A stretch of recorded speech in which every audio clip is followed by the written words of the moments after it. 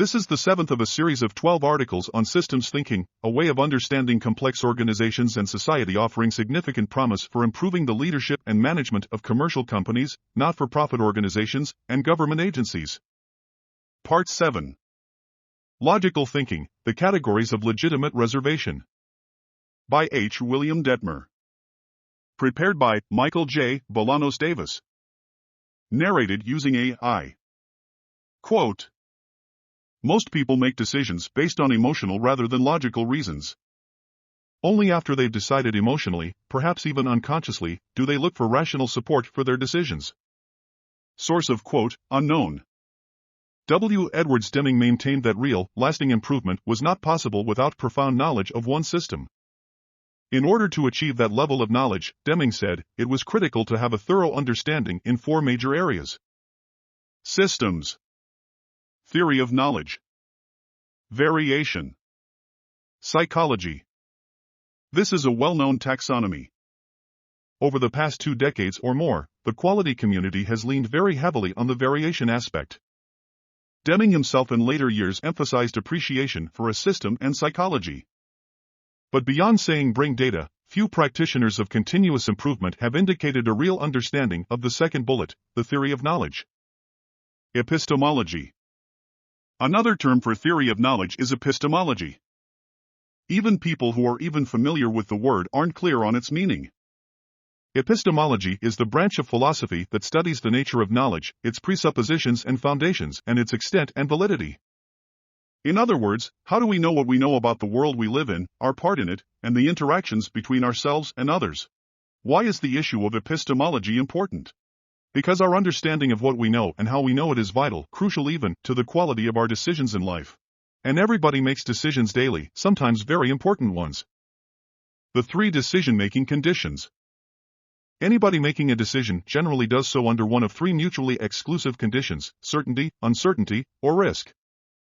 If you know that a particular outcome of your decision is a sure thing, you'll be making your decision under a condition of absolute certainty.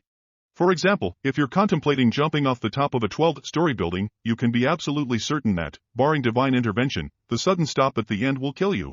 Decisions like this are usually very easy to make because you have extremely high confidence in the inevitability of the outcome. Some kinds of decisions can be evaluated by mathematical probability. These are considered decisions under a condition of risk. The typical example of decision under risk is gambling, say poker or blackjack. Gambling is really a misnomer. It's certainly no gamble for the house, which is really playing statistical probability over a large number of individual instances. Decision under risk depends on being able to assign, with confidence, a mathematical probability to every possible outcome. Obviously, it's possible to determine that probability for, say, taking a card or passing at 16 in blackjack. Statistically, 17 is the magic number, the point at which your odds of winning are better when you stay with what you already have rather than taking an additional card.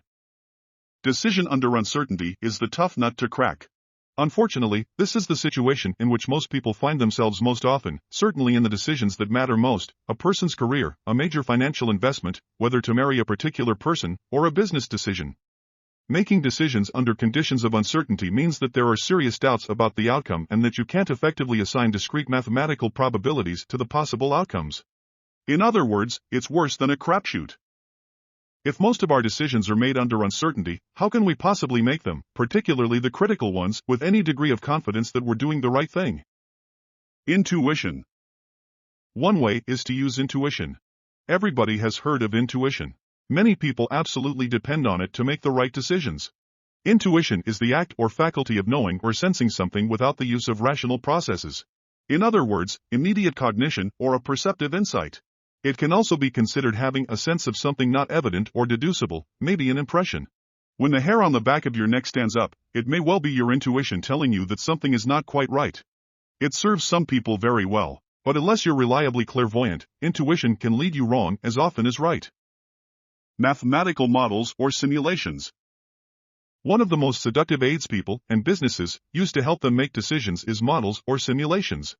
A number of companies, particularly software companies, have made a lot of money selling the idea that a computer is better at making complicated decisions than humans are. When these are fairly routine decisions, this is certainly true. Computers can usually make such decisions much faster and more reliably over time than humans, especially for repetitive decisions.